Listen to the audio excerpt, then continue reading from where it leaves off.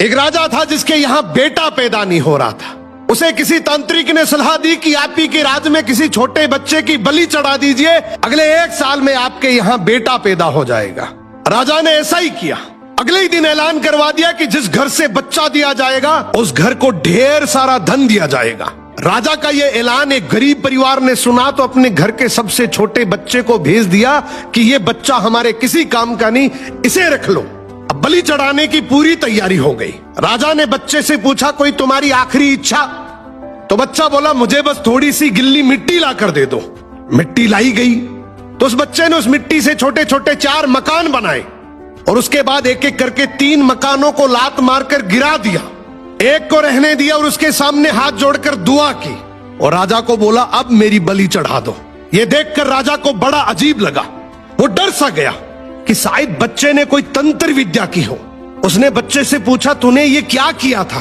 तो बच्चा बोला, पहला मकान गिराया जो मेरे माँ बाप का था, जिन्होंने सिर्फ पैसों के लिए मुझे बेच दिया। दूसरा मकान रिश्तेदारों का था, उन्होंने भी मेरे माँ बाप को ऐसा करने से रोका नहीं, तो उनका भी मकान गिरा दिया।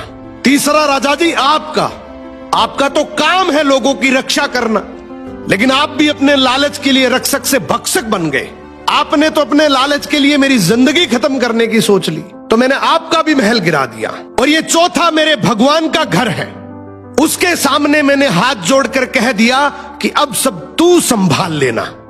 राजा ने बच्चे की बात सुनी तो आंखों में आंसू आ गए और गहराई से सोचा कि किसी हंसती खेलती जिंदगी को खत्म करके मुझे बेटा मिल भी गया तो मेरे किस काम का, क्योंकि मेरे राज में न्याय की भूल हो सकती है लेकिन उस ऊपर वाले की डायरी में गलती की कोई गुंजाइश नहीं है।